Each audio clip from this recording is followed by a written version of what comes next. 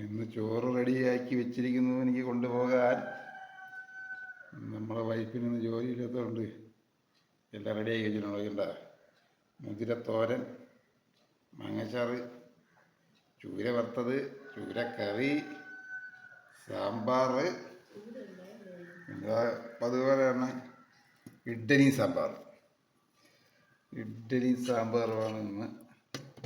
വൈഫിന് ജോലി ഒന്നും ഇല്ലാതെ വീട്ടിൽ ഇരിക്കണ ദിവസം എനിക്ക് കോളാണ് കേട്ടോ.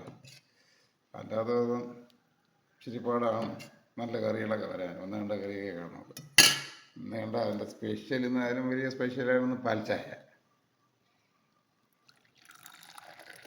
അതുകൊണ്ടല്ല ഞാനും മോളെ പാൽച്ചായ ഇട്ട ചിലപ്പോൾ അത് ചവില് മൊത്തമാകും. അതുകൊണ്ട് നമ്മൾ പാൽച്ചായ ഇട്ടില്ല.